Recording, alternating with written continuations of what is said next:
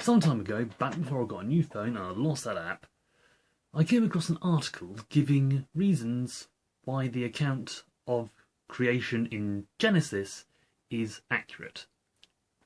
And to be honest, it's not that good. But apart from the fact it goes over the classic arguments and seems to be more inclined to discredit science, it doesn't give its own position on the flaw in the Genesis account.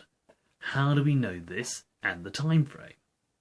My theory that God sent visions to Moses and the days were the result of him either taking a day to understand or the cycles of light and dark making a day were more meant to indicate the passage of time only gives one explanation and also points out how different God views time and the world compared to us.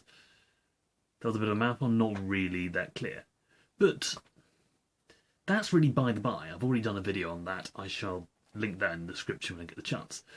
But in this video, I'm going to delve into the classic arguments that this article has completely fudged up and is now presenting as gospel truth. So let's take a look and see where the blunders are.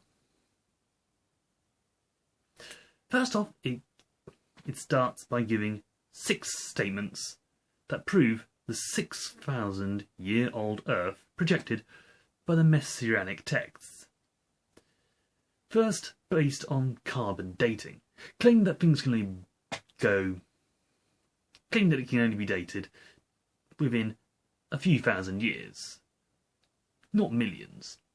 True there, but not only does it fail to mention the half-life of carbon-14 is about 5.7 thousand years, but it's measured against the decay of the product, which is carbon-12, and compared to the well-known method of dating a tree, which is counting its rings.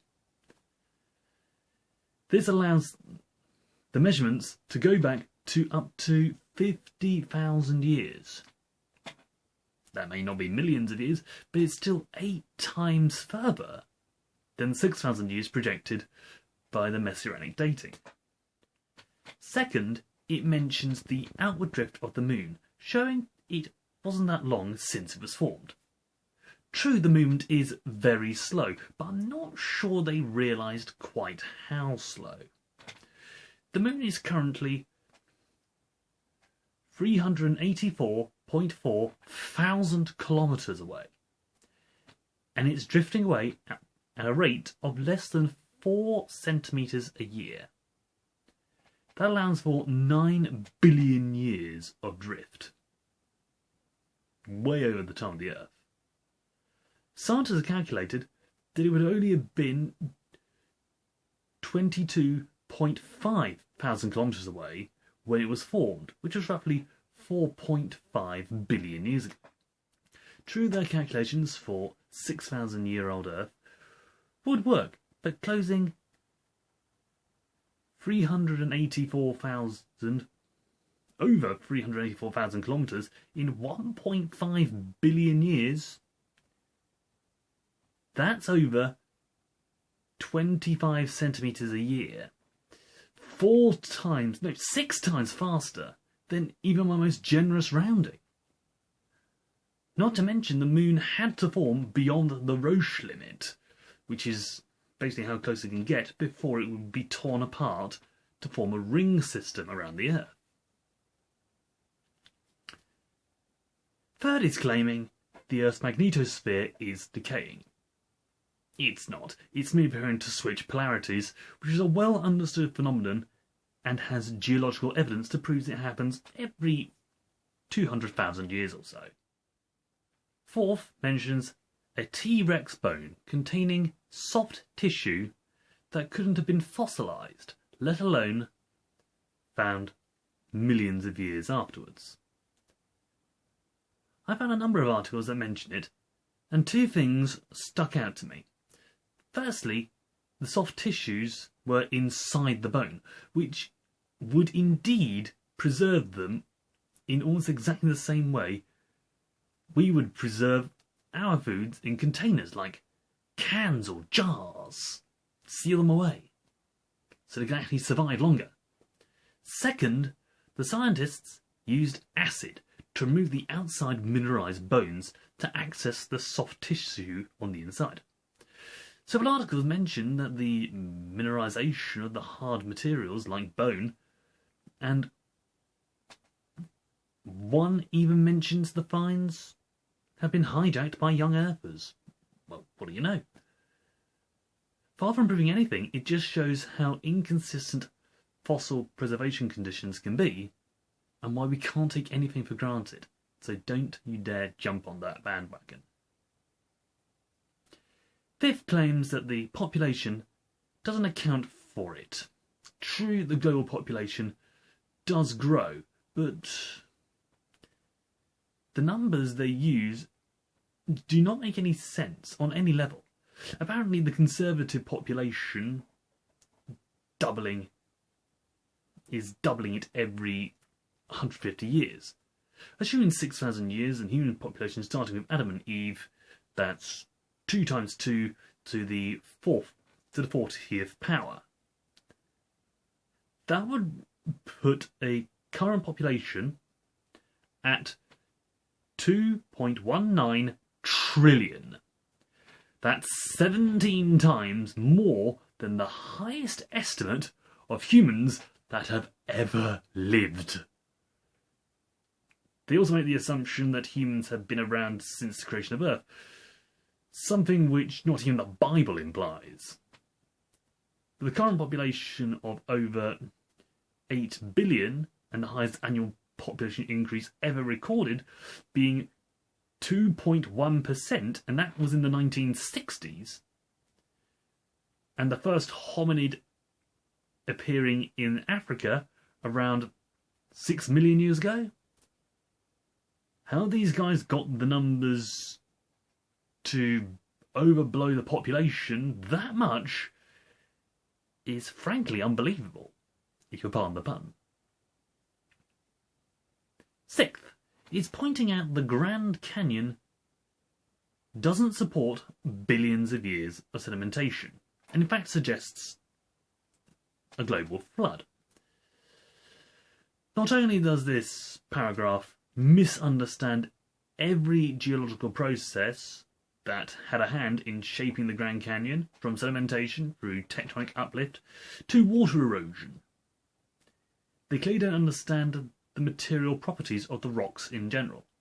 Tectonic forces cause rock layers to fold over each other, and one glance at any geological cross-section on the Grand Canyon shows you plenty of examples of heat in action, not in the formation of folds and crumples. I can imagine my GCSE geology teacher telling that person, "No sleeping on tour, row 1," because they clearly weren't paying attention in that particular class. For those reasons, they gave a pop at Darwinian evolution, as you can expect. First by raising an issue Darwin himself had with that very same theory. Back in the day, it was believed that all complex multicellular life came from the Cambrian explosion, about 541 million years ago, and any rocks dated to before then can't contain fossils, since before that point it was microbial. This was well known to have flummoxed Darwin, as he essentially cut the head off the tree of life, and it never seemed to have a common ancestor before then. However, this was because of the Precambrian misconception, and just under 100 years later, a bunch of Precambrian rocks yielded fossils of earlier multicellular life forms, including the common ancestor of plants and animals.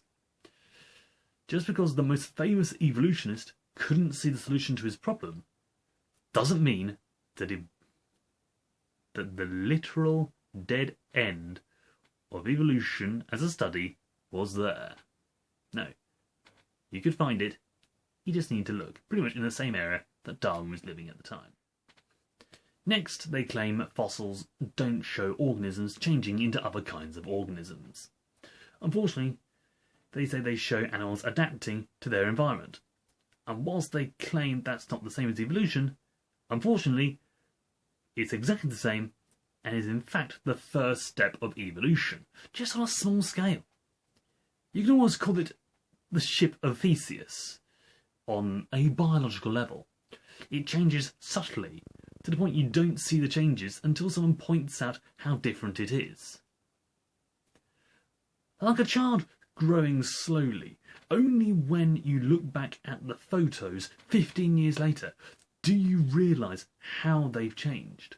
I mean, I'm pretty sure I will look back at pictures of my niece and nephew when they're 15 and I will be really surprised at how they've changed. I'll still know them as a niece and nephew, but it's still going to be quite a surprise. Just because we don't have a literal march of progress in fossil form doesn't mean it's not a thing. We can't always find transitional fossils, but as stated time and again, they don't always survive to the modern day. It may not be the same as directly observing, but it can be measured and recorded, which in many cases is the thing that trumps a lack of eyewitnesses. And is something that we ourselves back up constantly in the evidence of Christ. The human body being a miracle is a classic, but it's been gone over by people who study the human body and evolution as a whole. If we look at the eye like a camera and the immune system like a city guard, we can see parallels in a development in our history alone. The only thing I think they got even slightly right is the conditions for life, for being, or even surviving, being too slim of a chance. Claiming the second law of thermodynamics disproves life isn't too far from my feeling. However, they say entropy is a trend towards chaos, which doesn't quite cover it. It's a trend towards the lower state of energy, which does question spontaneous initial life starting. Add that to our place in the galaxy, our galactic neighbourhood, the size of our planet, and more. And it's more of a coincidence that anyone let a modern author get away with. But as per God steps in, so there's that. Also, one thing that the channel Kotzkazag came to was that the DNA ladder, this is something that came out long after this article was shown. The development of DNA is too advanced in its early stages to be originating on Earth. So essentially life could have come before Earth. They speculated it was within the rich chemical soup which was the aftermath of the Big Bang. So potentially God was there. He didn't say God created life, he said God let life grow. You need to look that up in the Bible to be sure. But just because we don't have an explanation for it now, doesn't mean it's not there. So, far from convincing me as a practicing experimental theologian, this article just highlights the misconceptions people have about the basic forces of our planet and the life that moves on it. Which is why my channel started up in the first place. Not just to knock back the atheists who misquote passages to prove something that was never part of religion, let alone the Bible, but also to get people to understand that thumping the Bible and going full fundamental isn't going to help anyone understand the world God has provided us, let alone understand God himself. There's always a middle ground. So really, you find that middle ground, it helps both sides. There are many ways to prove that, and I'm going to try finding them for you. you want more of this stuff, and even look at my short form stuff, by all means subscribe to the channel and hit the notification bell, so when stuff like this gets uploaded, you'll know about it. Otherwise, stay safe, my friends, and God be with you.